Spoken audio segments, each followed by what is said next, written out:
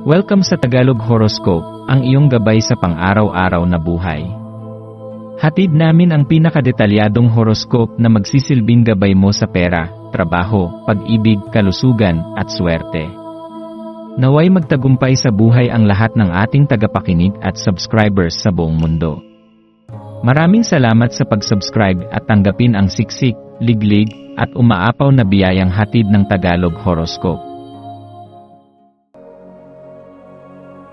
Ito ang iyong pang-araw-araw na horoscope para sa Virgo para sa Mayo 27, 2025.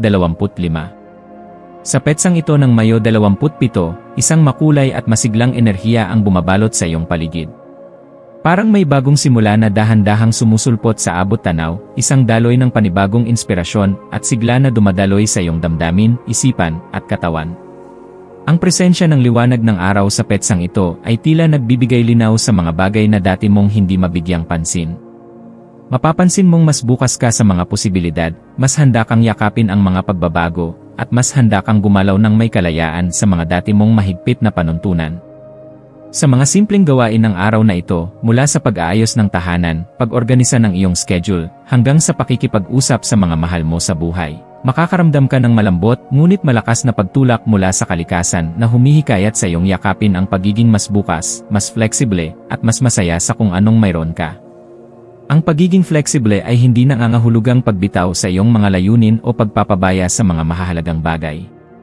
Sa halip, ito ay paanyaya para makakita ka ng bago at mas magaan na paraan sa pagharap sa iyong mga responsibilidad. Marahil ay dati mong iniisip na kailangang laging may plano, laging may listahan, at kailangang masunod ito ng eksakto. Ngunit sa araw na ito, may pag-anyaya na hayaang dumaloy ang enerhiya, na parang tubig na sumusunod sa daloy ng ilog. Kapag tinanggap mo ang pagiging bukas na ito, matutuklasan mong mas nagiging epektibo ka, mas nagiging kalmado, at mas nakikita mo ang kagandahan sa mga simpleng tagpo ng buhay. Habang isinusulong mo ang mga gawain ng araw, mahalagang hanapin mo rin ang iyong sandali ng katahimikan. Maglaan ng ilang minuto upang umupo sa isang tahimik na sulok, isara ang mga mata, at huminga ng malalim. Hindi mo kailangang lumayo upang maramdaman ang katahimikan ng kalikasan. Kahit ang banayad na paggalaw ng hangin mula sa iyong bintana, ang liwanag ng araw na dumadampi sa balat mo, o ang tunog ng katahimikan sa iyong paligid ay sapat na upang makapagbigay ng kapayapaan. Sa mga sandaling ito, mas lalo mong mararamdaman ang iyong koneksyon sa mundo, sa sarili mo, at sa mga taong pinahahalagahan mo. Isa itong paalala na sa kabila ng iyong mga inaayos, inaasikaso, at pinagsusumikapan, may puwang pa rin para sa kalinawan, pagmumuni-muni, at kapayapaan. Sa parehong paraan, pinapaalalahanan ka rin ng araw na ito na bigyang pansin ang iyong pisikal na kalusugan at pangkalahatang kagalingan. Baka may mga palatandaan na ang katawan mo ay nagbibigay na ng mensahe, pagod na hindi mo binibigyang pansin, pananakit na paulit-ulit ngunit binabaliwala, o simpleng pagkauhaw sa pag-aalaga sa sarili. Huwag itong ipagwalang bahala. Ang iyong katawan ay isa sa pinakamahalagang sasakyan mo sa mundong ito, at ang pag-aalaga dito ay isang malaking hakbang patungo sa balanse. Maaari mong simulan ito sa simpleng mga hakbang, pag-inom ng sapat na tubig, pagkain ng masustansya, paggalaw o ehersisyo, at sapat na tulog. Ang mga simpleng habit na ito, kapag paulit-ulit at sinasadya, ay nagiging pundasyon ng isang mas masigla at balanse mong pagkatao.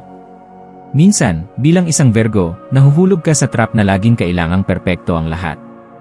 Ngunit sa araw na ito, hinihikayat kang yakapin ang ideya ng progreso kaysa sa pagiging perpekto. Ang bawat hakbang, gaano man kaliit, ay isang tagumpay na dapat ipagdiwang. Ang bawat bagong simula, kahit parang maliit lamang, ay isang binhing posibleng magbunga ng malaking pagbabago sa hinaharap. Kaya't kung nararamdaman mong gusto mong simulan ang isang bagay ngayong araw, maging ito man ay bagong hobby, pagreorganisa ng iyong espasyo, o kahit simpleng paglalakad-lakad para mapalakas ang katawan, ituloy mo ito. Hindi mo kailangang hintayin ang perpektong pagkakataon. Ang tamang oras ay ngayon. Sa mga ugnayan mo rin sa ibang tao, madarama mong mas handa kang makinig, magsalita, at makipagpalitan ng damdamin. Ang iyong natural na galing sa pagsusuri ng mga bagay ay mas magiging matalas, ngunit may kasamang init ng damdamin.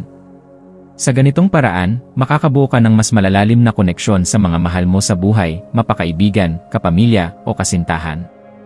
Mas makikita mo ang kahalagahan ng pagkakaroon ng matibay na ugnayan, hindi lamang sa harap ng kasayahan, kundi lalo na sa panahon ng katahimikan.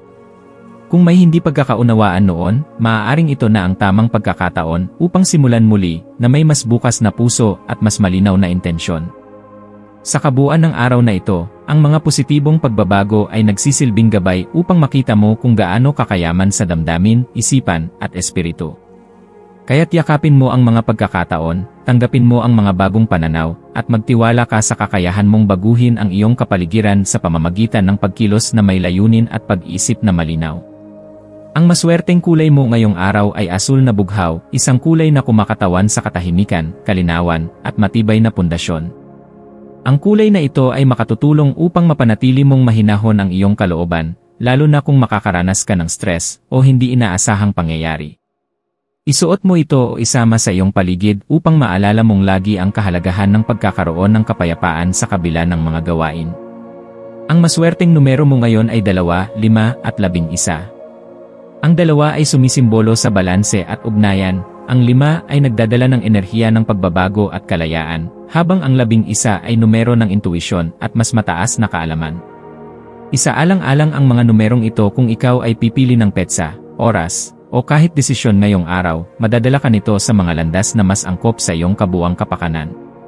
Ang maswerteng gawain para sa iyo ngayon ay paglalakad sa labas habang iniisa-isa ang mga bagay na ipinagpapasalamat mo. Sa simpleng paglalakad na may kasamang pasasalamat, binubuksan mo ang puso at isipan mo sa kabutihan at positibong enerhiya ng universo. Maaari mo rin itong samahan ng journaling pagkatapos, upang mas maiproseso ang mga damdaming lumitaw habang ginagawa ito. Panghuli, ang payo para sa iyo ngayong araw ay ito, huwag mong hayaan ang pagnanais ng pagiging perpekto na pigilan ang iyong progreso. Magtiwala ka sa sarili mo. Ikaw ay matalino, masipag, at may kakayahang baguhin ang mundo mo sa paunti-unting paraan.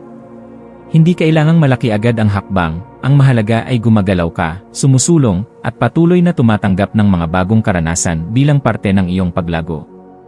Sa pagtatapos ng araw na ito, alalahanin mong hindi mo kailangang kontrolin ang lahat upang maramdaman mong ikaw ay ligtas at sapat.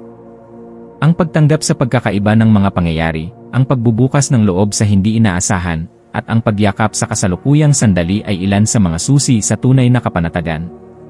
Ipagdiwang mo ang maliliit na tagumpay, yakapin mo ang iyong sarili ng may pagmamahal, at ihanda mo ang puso't isipan mo para sa isang bukas na mas punang sigla, tapang, at pag-asa.